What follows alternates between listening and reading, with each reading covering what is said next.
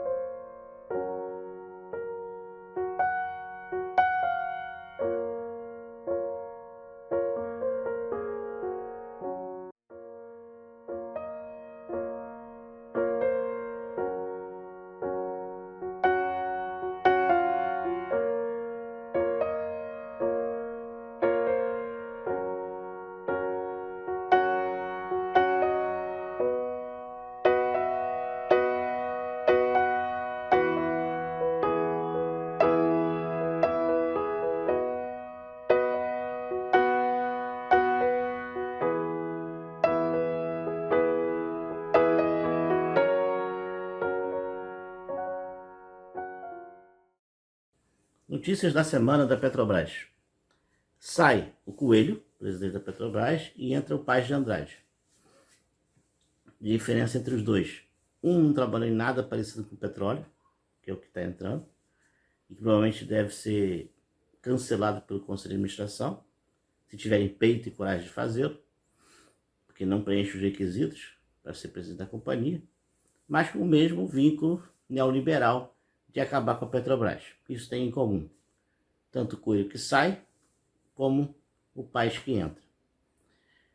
E temos também mais notícias. Na P-51, um helideck, um heliponto, na plataforma para receber helicópteros, está interditado. E a plataforma está em operação, colocando em risco todos os trabalhadores daquela plataforma. Para caso de um sinistro, o helicóptero possa chegar e socorrer as pessoas. Então, uma denúncia grave que a Petrobras tem que tomar providências, pois sabe o que está fazendo. E contra o seu maior patrimônio, que são os seres humanos. E ela foi uma revolucionária muito grande, e ela teve um feito, que foi tirar o namorado dela, ela tinha pouco mais de 18 anos, do tribunal onde ele estava sendo julgado. Porque na primeira ação que ela participou com esse namorado dela, na rua, eles foram presos. Só que o pai pôde pagar a fiança e ela foi liberada. Já o rapaz não, ficou preso, e no dia do julgamento, ela invadiu a sala de julgamento e salvou e tirou o rapaz de lá, porque ela sabia que ele ia ser condenado. Por conta disso, a fotografia dela apareceu em todos os jornais, inclusive em toda a Europa. E ela teve que fugir. Aí quando ela foi para Moscou, e ela já tinha, então, a fama de mulher revolucionária extraordinária. Aí ela foi para a academia de preparar os grandes intelectuais, os grandes revolucionários na Rússia, e ela era exímia, além de pilotar, esgrimar, atirar, saber usar qualquer arma. E ela foi lá que ela ouviu falar de um movimento num lugar chamado Brasil. Aí era um lugar chamado Brasil. Aí ela foi no mapa olhar onde era esse lugar. Aí dizia que tinha um movimento cujo chefe do movimento se chamava Cavaleiro da Liberdade. Ivanilde, eu tive muita satisfação de ouvir a sua palestra e a sinceridade e emoção que você tem de falar desta mulher maravilhosa, que eu também concordo, que foi Olga Benário.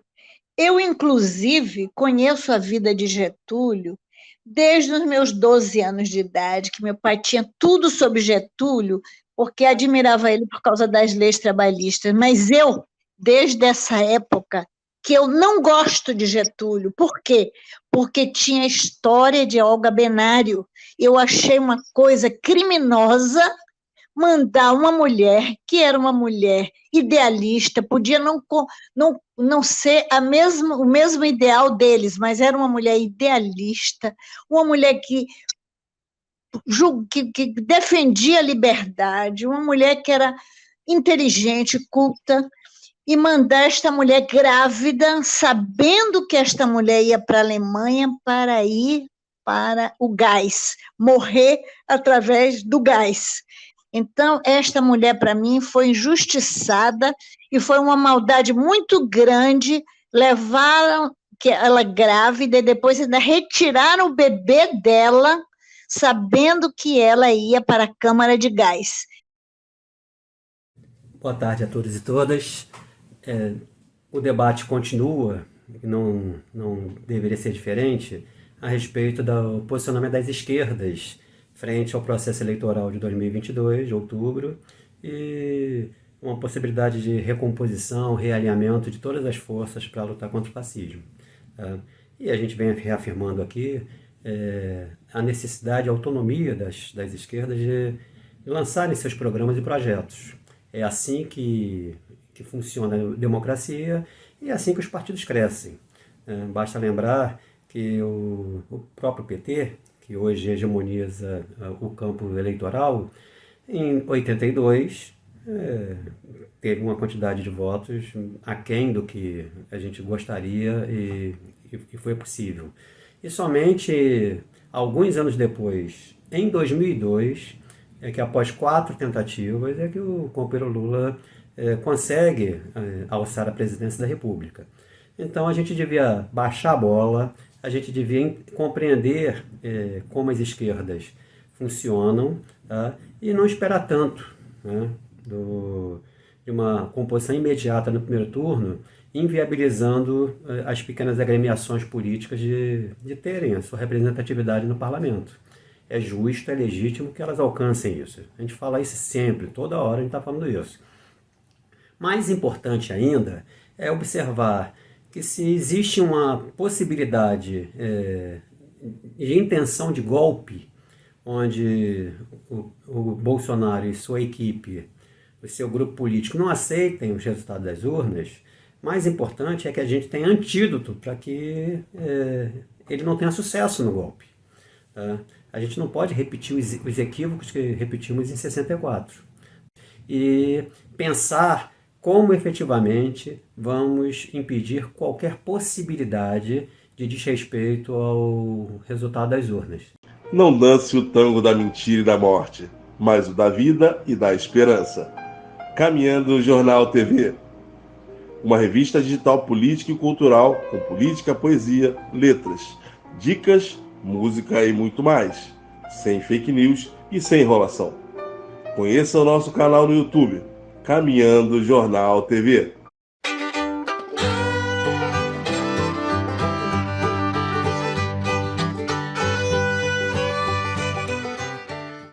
Hoje a gente vai falar de uma liderança nova que despontou na esquerda nos últimos meses. Ele, o comandante Geraldo Alckmin. El Bandeirante, o atual pré-candidato à vice-presidência na chapa de Lula. Para quem não sabe, Geraldo é um verdadeiro bastião da luta pelo socialismo na América Latina, com foco na Serra de Pindamonhangaba. Ele que, assim como Che Guevara, é médico, assim como Marighella foi deputado constituinte e assim como Lenin é careca. E assim como Deng Xiaoping, muita gente não sabe quem é. Enfim, Geraldo é um verdadeiro cristão que acredita no amor ao próximo, no perdão aos velhos inimigos. Pertence a Opus Dei? Talvez, mas com certeza a ala esquerda da Opus Dei. Não é possível que ele traga votos pro Lula? Ele é o famoso picolé de chuchu, dizem. De fato, eu devo reconhecer que essa alcunha foi muito usada contra o nosso camarada Geraldo. Começando pelo próprio Lula. Governador, ontem o presidente Lula disse que o senhor é insosso como um picolé de chuchu e que o senhor não assume as responsabilidades dos problemas do Estado. Sim, até bem pouco tempo atrás, crianças, um político xingava o outro de picolé de chuchu. Não é fofo esses tempos? Que tempos mais ingênuos, né?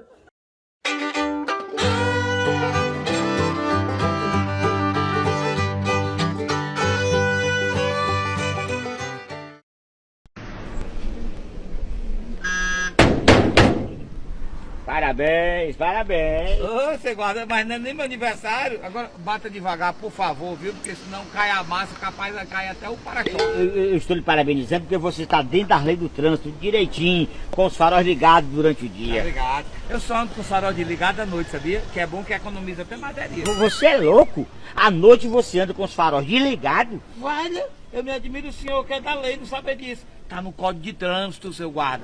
Nós temos que trafegar com os faróis ligados durante o dia. O dia. Desça do carro, desça. O senhor quer mesmo? Uhum. Ave Maria, senhor, pô, me ajuda aqui, me puxa, me puxa. Que marmota é essa? Essa porta do carro não abre não? Abre não, que ela caía muito, aí eu mandei foi logo soldar.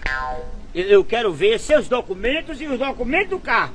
Vixe, meu documento é fácil. Agora o documento do carro só quando tiver. Peraí, Esse carro, ele anda sem documento? Anda porque é movido a gasolina. Qual é a procedência desse carro? Isso é feio assim, mas a procedência dele é a melhor possível. Eu comprei na feira popular, é garantido, é cheque. Aqui, menino, os vendedores de lá é tudo monitoradozinho na tornozeleira. Você é gaiatinho, né? Você sabe quem eu sou? Mentira. O senhor esqueceu quem o senhor é. Deu amnésia, foi Alzheimer. Isso é perigoso, isso agora. Não saber quem é, viu? Você sabe o que, é que pode acontecer se você perder sua carteira? Maria, nem me diga, nem me fale. Aí eu vou ter que botar um anúncio no jornal, na rádio. Vou ter que dar um dinheiro pra quem encontrar, né? Eu vou apreender seu carro. Isso não, autoridade, não faz isso. Logo hoje que estão dizendo que vai haver uma greve de ônibus. Aí eu aproveitar pra fazer uma lotação. Seu guarda me dispensa. Eu lhe juro que eu não boto mais que 50 pessoas dentro desse carro. Meu amigo, você bebe? Bebe, aceito. Agora, seu guarda, o senhor bebe também quando tá trabalhando, é?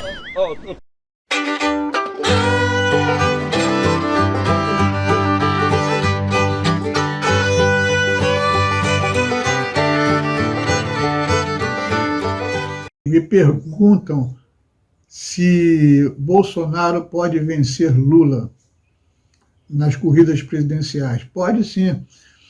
Sabe-se que o povo ele vota muitas vezes pela emoção. Então um fato novo, um escândalo, qualquer coisa pode acontecer. Por exemplo, podem dizer: você quer que o Brasil se torne comunista? Veja o que está acontecendo lá na Ucrânia, que os comunistas estão fazendo com a Ucrânia. Na verdade, a gente sabe que na guerra da Ucrânia não tem bonzinho dos dois lados. Às vezes a imprensa mostra um como coitado, outro como o algoz, quando na verdade ali os dois é briga feia e a imprensa mostra apenas um lado, não mostra o contraditório, não mostra também o lado do invasor. Não que eu defenda guerra, eu não defendo guerra nunca. Acho que o diálogo deve ser sempre em primeira mão, nada de guerra. Sou contra qualquer tipo de guerra. Mas não se ouve o contraditório, não se ouve os dois lados com o mesmo espaço de tempo. Em golpes também políticos se vê muito isso. Quando se há um golpe, se há uma derrubada de uma pessoa, de um político, sempre se ouve muito tempo um lado, de alguém que tem interesse naquele lado, alguém que está divulgando a notícia, e não se ouve muito o outro lado. Por exemplo, aconteceu uma história há um tempo atrás, muito interessante, que teriam colocado no jornal assim, Pelé no Flamengo. E aí as pessoas compraram o jornal, esgotou nas bancas de jornais, e quando a pessoa abria o jornal, estava escrito lá: Pelé compra um apartamento no Flamengo. Não sei se isso é verdade ou se é mentira, mas isso conta, se é piada, mas isso mostra quem realmente é a nossa mídia, como a nossa mídia funciona. Não só no Brasil não, em grande parte do mundo também acontece isso. É importante a gente pensar na semana de 22 não como o início ou o estopim de um movimento, mas como um evento dentro de um processo. Tanto que já em 17, a Anita Malfatti ela vem para o Brasil para fazer uma exposição. E a partir da exposição vai sair uma crítica muito famosa do Monteiro Lobato, que vai ficar conhecida como Paranoia ou Mistificação, em que ele basicamente vai falar que aquelas obras são fruto da mente doente e deturpada da Anita Malfatti. E por acaso esse é um discurso que vai ser bem parecido alguns anos depois, quando Hitler vai falar sobre o expressionismo, que é uma das expressões, um dos movimentos dentro da arte moderna. E uma das coisas importantes que a arte moderna vai trazer é justamente essa noção que a gente vai começar a adquirir de que todo mundo pode ser artista e de que tudo pode ser arte. Mas como a arte moderna ela vai contra um conservadorismo que vinha até então no século XIX, no início do século XX, muita gente vai se usar desse discurso, né, principalmente conservadores, movimentos neonazistas e nazistas, vão se usar desse discurso para dizer que, na verdade, certos movimentos, certas obras, certos artistas, eles não fazem arte, né? Então é importante a gente pensar na arte moderna justamente como esse movimento, esse primeiro movimento grande de libertação da arte, das amarras conservadoras, em que a gente pode ver novas expressões de arte nascendo, né? Em que antes não puderam ser não puderam nascer, mas que nesse momento elas vêm à tona para mostrar para a gente como a gente pode pensar em arte de diferentes formas e como elas podem se apresentar de diferentes formas do que a gente conhecia até então. Eleições, esquerdas com aspas e esquerdas sem aspas. As eleições se aproximam e fala-se muito em esquerdas. Mas que esquerdas? É preciso primeiro definir o que é esquerda. E a nossa big media, da mesma forma que redes sociais, tem distorcido totalmente o conceito de esquerda. Por exemplo, Lula e alguns outros são chamados de esquerdas e até de comunistas. É evidente que não são. Como conceituar esquerdas? Partindo do livro conhecido a respeito, Livretos de Bobbio, diremos que a base dessa escolha é o igualitarismo. A igualdade, o desejo da igualdade entre os seres humanos, da democracia com igualdade. Se isso é verdade, nós temos então que quem apoia o Império Americano, invasões, mortes, torturas, etc., etc., o que ocorre no Brasil e no mundo, obviamente não é esquerda. A esquerda apoia mudanças nesse sentido. Quanto ao Brasil, nós temos uma situação em que pode qualquer grupo hoje, inclusive o grupo da CIA de extrema-direita, resolver fundar um partido auto-intitulado comunista, socialista, revolucionário, sabe-se lá o quê. E sair aí enganando massas, enganando pessoas, com um discurso até copiado de Marx, de Engels, de Lenin, sei lá. Isso é perfeitamente possível numa legalidade como hoje. E o que nós vamos ter? A completa distorção das esquerdas. Isso sem contar um fenômeno, amigos, que é a infiltração que a legalidade permite nas esquerdas. O Partido Comunista Americano, por exemplo, é famoso, brinca-se até que quem o sustenta são os agentes do FBI infiltrados. Então veja-se que a situação das esquerdas nessa legalidade, quando não sabem organizar-se, conscientizar, proceder em relação a ela, é uma situação que só favorece aos seus inimigos. E isso inclui os democratas. Garotinho, há pouco tempo, disse que os partidos são um carnaval, são uma brincadeira. Não existe, deu uma entrevista falando isso. Os partidos brasileiros estão depredados. Há uma série de erros. Por exemplo, quem disse que as esquerdas devem participar de governos neoliberais? Toda a tradição da esquerda realmente tradicional é contra isso. Participaria de parlamentos para esclarecer o povo, etc., não de governos neoliberais com responsabilidades e até ajudando a organizá-los. Porque isso foi dito por mestres há décadas, há mais de 100 anos, isto acarretaria sempre, simplesmente, a corrupção e a confusão. Foi isso que ocorreu há 100 anos atrás na Alemanha, e é isso que acabou de ocorrer com Lula e tudo mais. E novamente se vai no mesmo sentido. Então, há muitos outros aspectos, mas pensar nisso tudo. Participar sim, mas em que termos? De que forma? E hoje eu vou começar com uma frase para inspirar a minha fala. O Brasil precisa explorar com urgência sua riqueza, porque a pobreza não aguenta mais ser explorada. Marx Nunes. Sim, a pobreza não aguenta mais ser explorada. Nós não aguentamos mais ser explorados. Eu estou falando de uma pobreza emocional, de uma pobreza que não nos alimenta com esperança, com dignidade. Vamos pensar, neste momento, solicitar que nós precisamos de atenção, de dignidade e de riquezas. Vamos olhar para isso com cuidado, porque está na hora. Os governantes estão aí para oferecer promessas. Então, vamos olhar, sentir e cobrar as nossas necessidades. Precisamos de riquezas e chega de pobreza. A pobreza nos deixa triste, angustiado, amargurado, com desânimo e sem vontade de viver. A riqueza nos dá esperança, nos dá vontade de produtividade, de dignidade. Vamos pensar sobre isso para podermos sermos mais felizes, atuantes nas nossas próprias vidas. Seja protagonista da sua vida.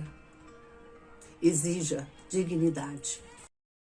Na política internacional, eu vou chamar a atenção, dia 29 de maio, eleições na Colômbia, e isso é importante porque a Colômbia não é um país qualquer nesse cenário, ela é um laboratório muito forte da intervenção da política imperialista no continente. Afinal de contas, as próprias forças armadas da Colômbia são aparelhadas e organizadas e orientadas, assessoradas pelo imperialismo norte-americano.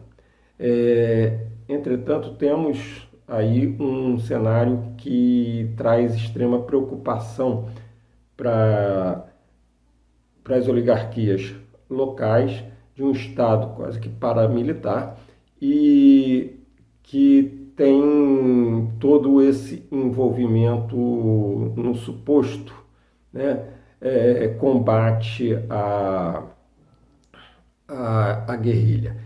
Por que é uma situação que nós temos de prestar atenção? Porque o Petro, que está muito bem colocado nas pesquisas e pode chegar à presidência da Colômbia, é um ex-guerrilheiro do M-19 e já foi prefeito de Bogotá, inclusive, e temos aí justamente todo esse alvoroço da classe dominante colombiana que está alinhada à política imperialista norte-americana na região. Lembremos de várias intervenções que a Colômbia fez, inclusive contra as Farc, invadindo o território venezuelano, né,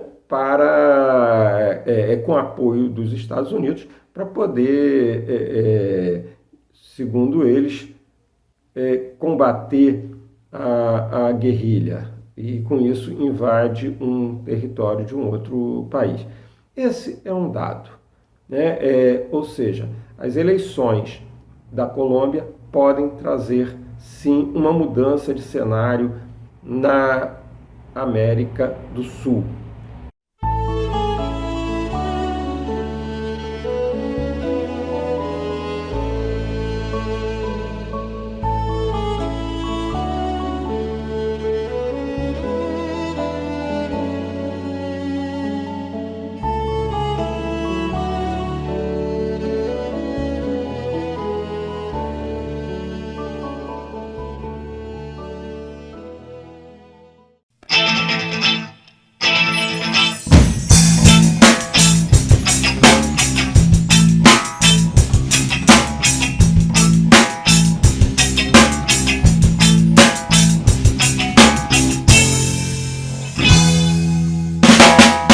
Seis horas da tarde, central do Brasil, tumulto geral.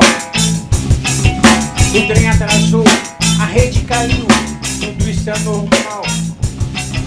Polícia chegou, todo mundo viu, rolou quebra-pau. Me acostumei, me acostumei.